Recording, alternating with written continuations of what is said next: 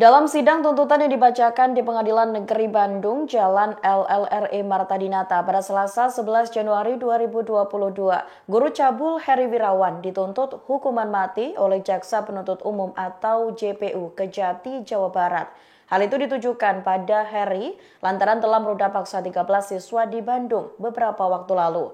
Dalam sidang tuntutan tersebut, Heri Wirawan diketahui hadir mendengarkan tuntutan.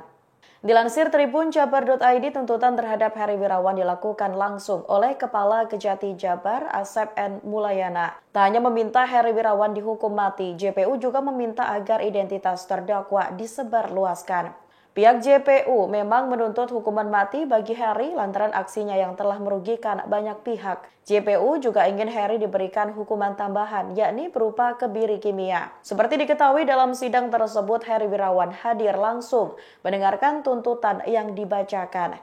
Heri datang ke Pengadilan Negeri Bandung menggunakan mobil tahanan kejaksaan sekira pukul 9.50 waktu Indonesia Barat.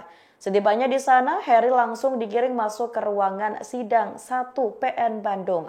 Heri nampak mengenakan peci hitam dan rompi tahanan berwarna merah. Heri Wirawan juga dikawal ketat oleh petugas dari Kejaksaan Tinggi Jawa Barat. Siang hari ini, kami telah membacakan tuntutan pidana kami atau rekusitor kami yang tebalnya lebih dari 3 halaman. Tapi tadi tidak bacakan semuanya, ingat efisiensi dan kemudian dari rekusitor kami itu, ada beberapa yang disampaikan bahwa pertama kami menyimpulkan perbuatan yang terdakwa ini sebagai kejahatan sangat serius, the most serious crime. Ada beberapa argumentasi, ada beberapa kemudian pertimbangan mengapa kami menggolongkan kejahatan terdakwa sebagai the most serious crime. Pertama, mengacu kepada konvensi PBB menentang penyiksaan, hukuman yang tidak manusiawi, di mana perbuatan terdakwa itu termasuk dalam kategori kekerasan seksual. Ya, itu yang pertama. Yang kedua, teman-teman sekalian, kekerasan seksual terdakwa ini dilakukan terhadap anak-anak didik, anak-anak perempuan asuhnya yang berada dalam relasi kuasa. Jadi anak-anak berada pada situasi dan kondisi yang tidak berdaya karena berada dalam tekanan pelaku, dalam kemudian kedudukan pelaku selaku pendiri, pengasuh, sekaligus pemilik pondok pesantren. Yang kedua. Ketiga, teman-teman sekalian, kekerasan seksual terdakwa ini itu berpotensi membahayakan kesehatan anak-anak perempuan, terutama kalian ini di usia di bawah 17 tahun.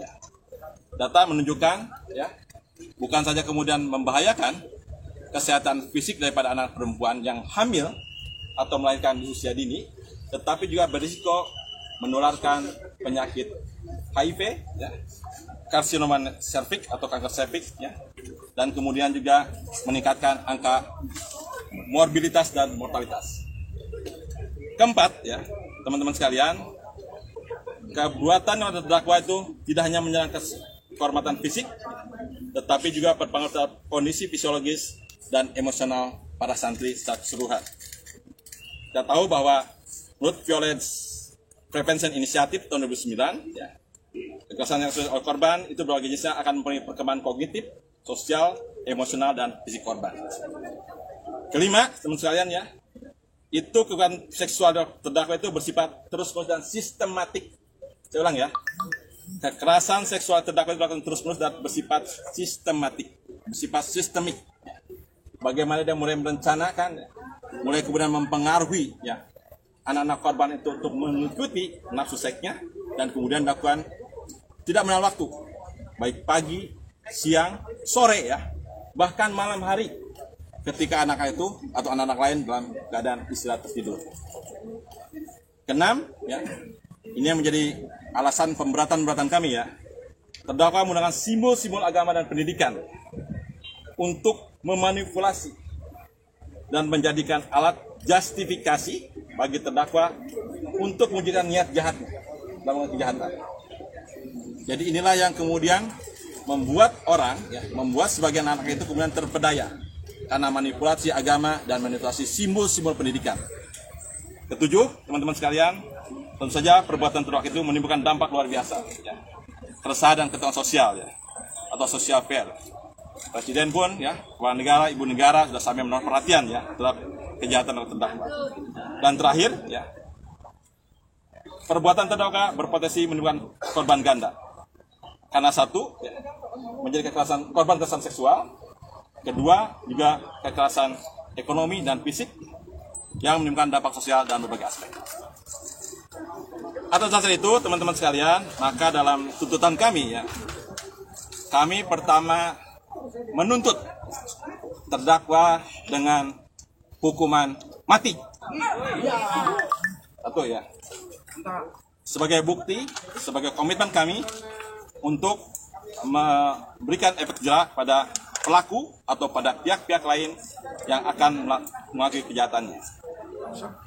Kedua, ya, kami juga menjatuhkan atau meminta pada hakim untuk menjatuhkan pidana tambahan, ya, berupa pengumuman identitas, ya, agar tidak dapat disebarkan, ya, melalui pengumuman hakim, dan hukuman tambahan berupa tindakan kebiri kimia. Ya.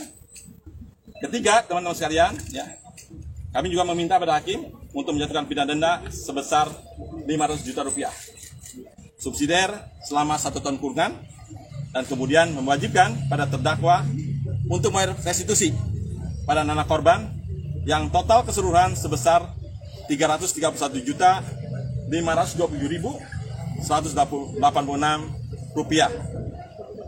Nah, ini yang menarik, ya, teman-teman sekalian. Kelima, kami juga meminta pada hakim untuk membekukan, mencabut, dan membubarkan yayasan Yatim Piatu Manurul Huda, kemudian Parakan Saat, ya, kemudian Madani Boarding School, Pondok Pesantren Tafiz Madani, Yayasan Manurul Huda Komplek Bagasatwa, ya, dan kemudian merampas harta kekayaan aset terdakwa, baik berupa tanah dan bangunan, pondok pesantren, dan aset kekayaan terdakwa lainnya, baik yang sudah disita maupun yang belum disita, untuk dilelang, ya, dan hasilnya serahkan pada negara, SECU pemerintah Provinsi Jawa Barat,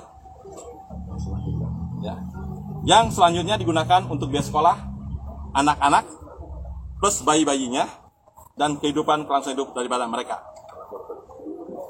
Kemudian berikut, teman-teman sekalian, kami juga meminta pada hakim untuk merampas barang bukti berupa sepeda motor milik terdakwa Yamaha Mio, ya, warna hitam, untuk lakukan pelelangan, dan hasilnya diserahkan pada negara, SECU pemerintah Provinsi Jawa Barat, untuk digunakan untuk biaya sekolah dan keberlangsungan hidup korban dan anak-anaknya. Ya.